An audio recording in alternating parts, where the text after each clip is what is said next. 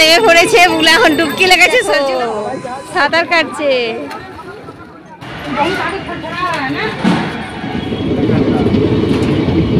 তো আমরা এখন ঝাঁঝা থেকে ট্রেন ছেড়ে দিয়েছে। হ্যালো বন্ধুরা, কেমন আছো? আশা করি যে যেখান থেকে আমার ভিডিও দেখছো অনেক ভালো আছো, সুস্থ আছো। আগের দিন ভিডিওতে তোমরা দেখেছো আমরা অযোধ্যাতে রাম মন্দির আর হনুমানগড়ি দর্শনের ভিডিও তোমাদের সঙ্গে শেয়ার করেছিলাম। আজকে আমরা রাম মন্দির আর হনুমানগড়ি ছাড়া এই অযোধ্যাতে কি কি দেখলাম সেই ভিডিও শেয়ার করব। সম্পূর্ণ ভিডিওটা দেখো, আশা করি ভালো লাগবে। তো একটা টোটো ধরলাম, সরেও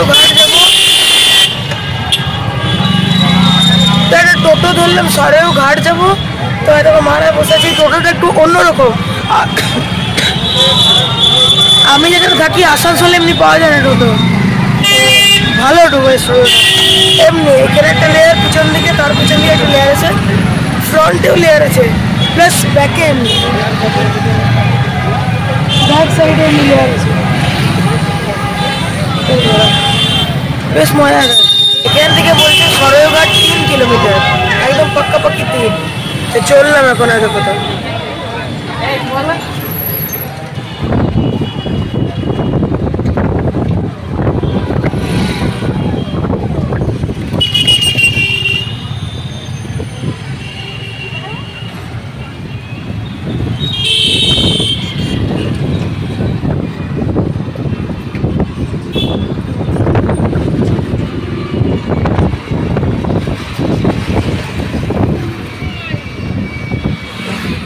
বন্ধুরা, আমরা এখন নয়াঘাট চলে এসেছি, চলো। এই হচ্ছে অযোধ্যা নগরীর নয়াঘাট। নয়াঘাট কিন্তু সূর্য নদীরই একটি অংশ। সূর্য নদী থেকে ড্যাম্পের মতো করে জলটাকে এদিকে দর্শনার্থীদের সুবিধের জন্য বাঁধানো হয়েছে। এখানে প্রচুর মানুষ কিন্তু স্নান করছে বা পুজো দিচ্ছে।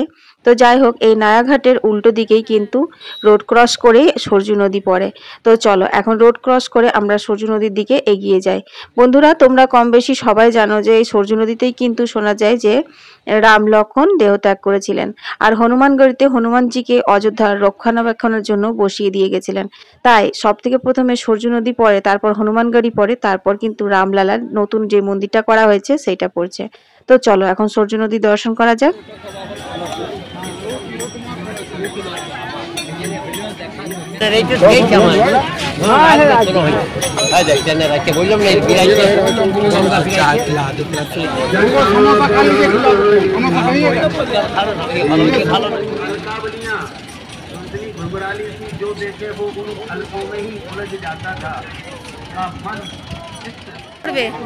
রাইমা করবে বুবলা।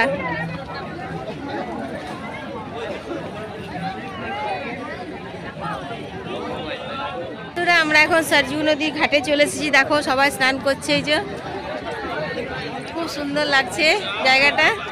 লোকমুখে শুনেছিলাম সূর্য নদী নাকি অনেক দূরে, সেখানে আসার জন্য টোটো বা অটোর কোনো ব্যবস্থা নেই, পায়ে হেঁটে আসতে হয়। সম্পূর্ণ ভুল, একদম টোটোতে তোমাদেরকে সূর্য নদীর ঘাটের কাছেই নামিয়ে দিবে।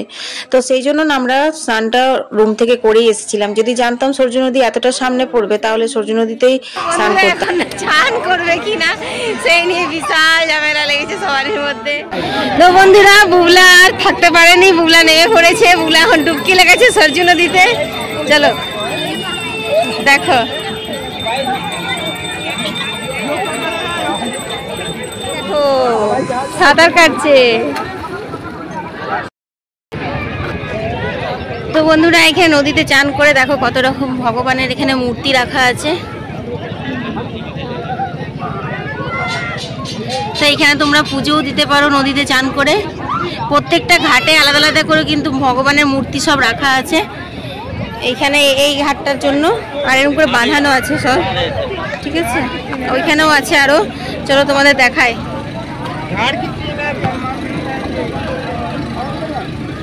ওই যে ওইখানেও আছে।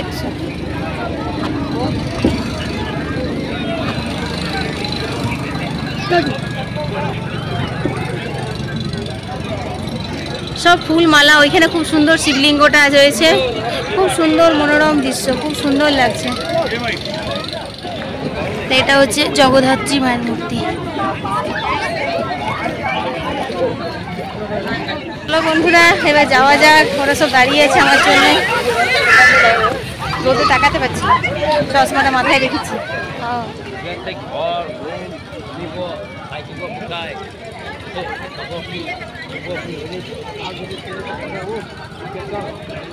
চান হয়ে গেল।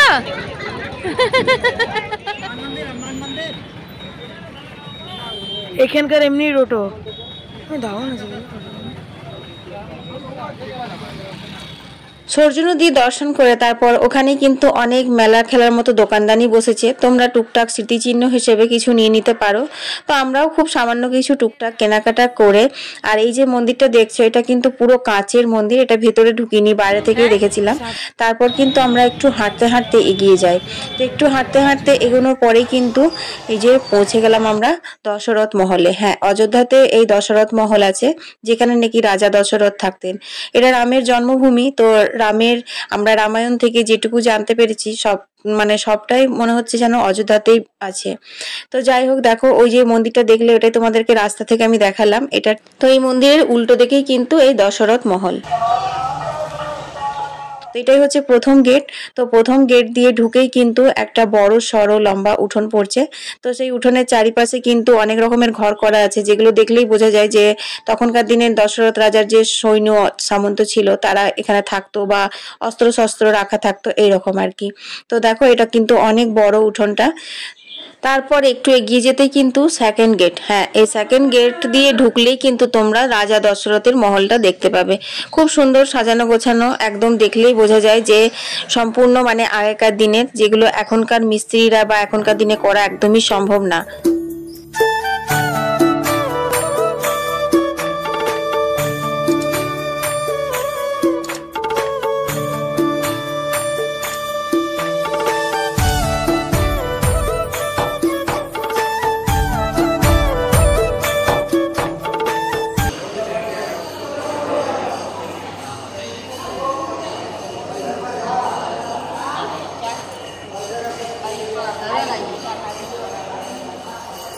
দশরথ মহল থেকে বেরিয়ে একটু আস্তে আস্তে পৌঁছে গেলাম জানকী মহল।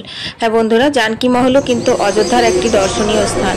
খুব সুন্দর, দেখতেই পাচ্ছ তোমরা, অনেক বড় এলাকা নিয়ে। আর এর ওপরটা না কি সুন্দর নেট দিয়ে ঘেরা আছে, মানে এখানে না অনেক বাঁদরের উপদ্রব। ওই বাঁদর টান্দর ঢুকে যেন এই গাছপালা ফুল ফলের যে গাছগুলো আছে সেগুলো নষ্ট না করে দেয়, সেই কারণেই মনে হয় এই ব্যবস্থাটা করা আছে।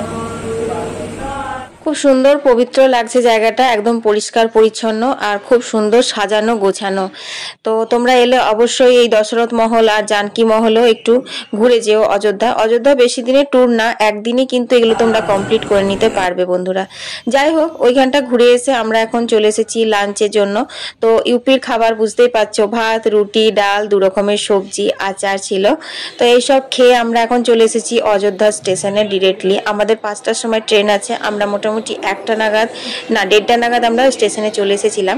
তো এখানেও কিন্তু এন্ট্রির সময় ব্যাগ চেক হয়, দেখতেই পাচ্ছ ব্যাগগুলো ওই পাশে ঢুকিয়ে এই পাশে বেরোচ্ছে চেক হয়ে।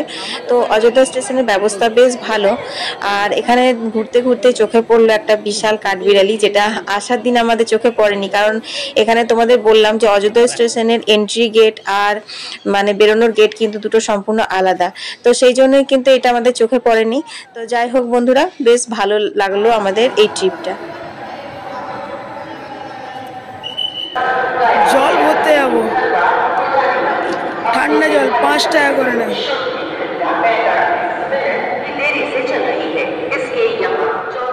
4-5 ঘন্টা আমরা অযোধ্যা স্টেশনে ওয়েটিংয়ে ছিলাম। এখানে যে কি হারে বাঁদরের উপদ্রব তোমাদের বলে বোঝাতে পারবো না, মানে এত বাঁদর গিজগিজ করছে আর যাত্রীদেরকে ভীষণ ভাবে ডিস্টার্ব করছে, জানো তো। মানে কিছু খাওয়া দায় কিভাবে যে বেঞ্চে তল হয়ে ঢুকে সেটা কেড়ে নিয়ে চলে যাচ্ছে, আর না দিলে যেন কামড়ে আছড়েও দিচ্ছে।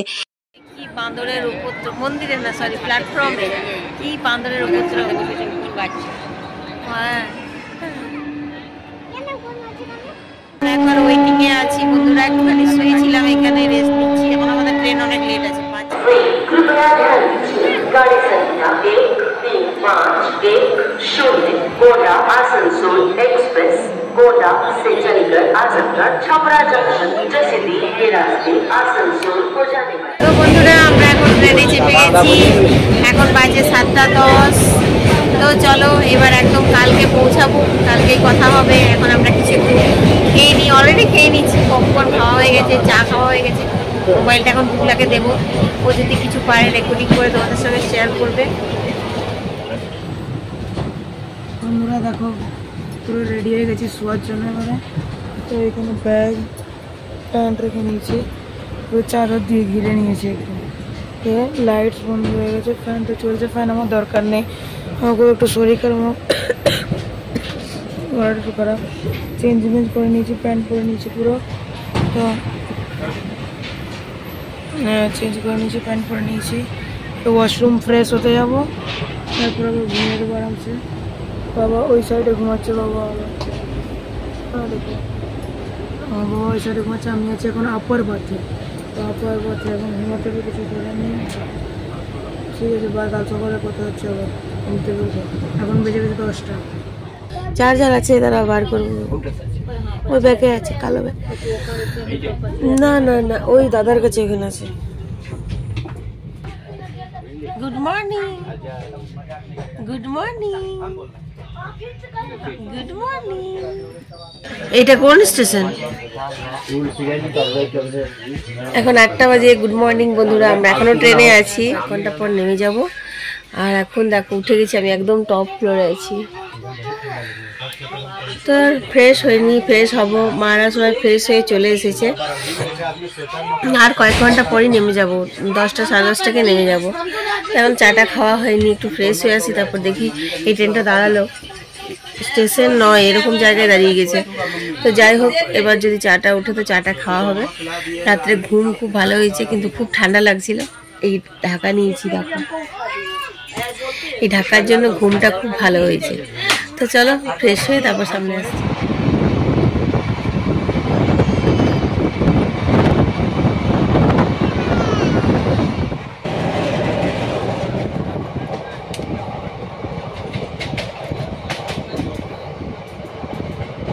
তো আমরা এখন ঝাঁঝা থেকে ট্রেন ছেড়ে দিয়েছে, আর আমাদের 1 ঘন্টা মতো লাগবে। এটা হচ্ছে ঝাড়খণ্ড, গোটায় কোলা হচ্ছে একটা। দেখো বন্ধুরা, সব সবুজ সবুজ চলে গেল। এবারে সব পাহাড় পর্বত আর শুকা শুকা জিনিস দেখতে পাবে। আমাদের পরনদারি বই কিনেছে, পড়বে এখন।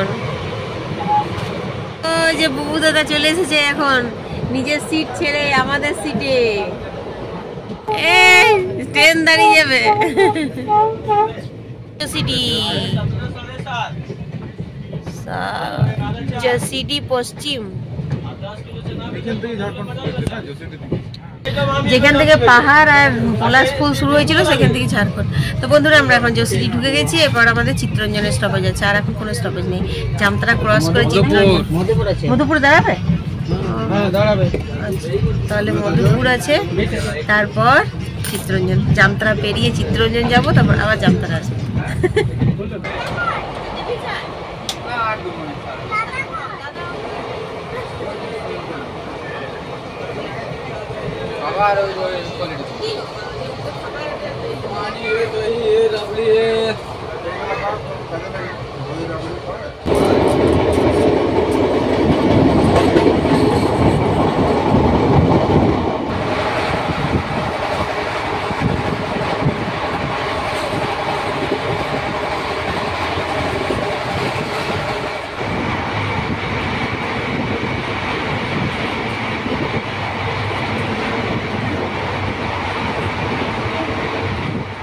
বন্ধুরা, আমরা গন্ডা টু আসানসোল ট্রেনে করে আসছিলাম। এটা জামতারাতে স্টপেজ নেই, সেই জন্য কিন্তু দেখো বেনা ফাটক পেরিয়ে গেলাম। এরপর কিন্তু আমাদের ছোট্ট গ্রামটা পার হচ্ছি।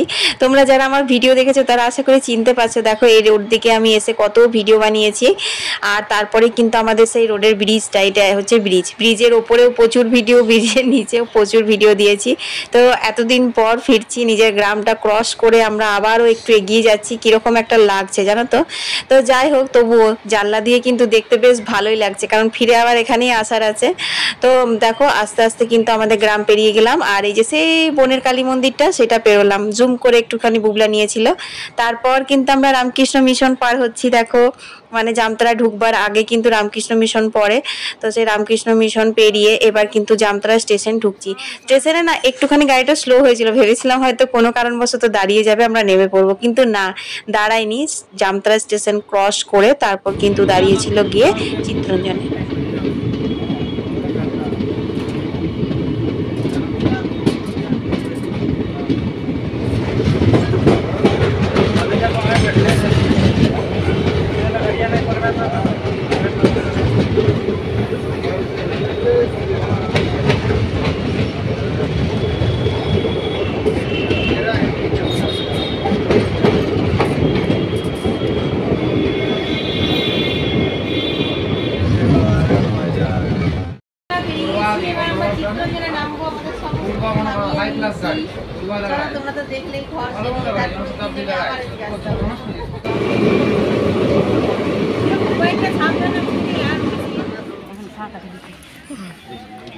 ফাইনালি চলে এলাম অযোধ্যা ধাম থেকে চিত্তরঞ্জন।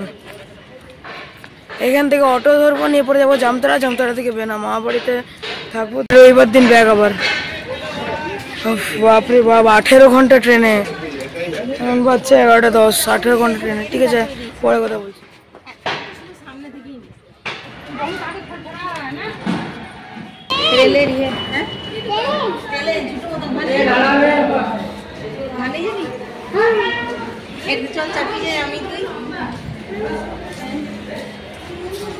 ফটো নিয়ে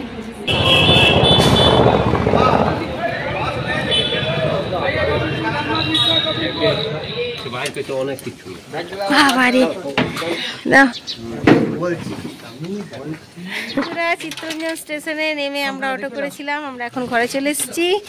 তো অযোধ্যা টু বাড়ি ব্লগটা এখানেই শেষ করে দিচ্ছি। এখন ফ্রেশ ট্রেশ হয়ে চান টান করে রেস্ট নিই, কালকে আবার নতুন ব্লগ থেকে শুরু হবে। সবাই ভালো থেকো, সুস্থ থেকো, টাটা।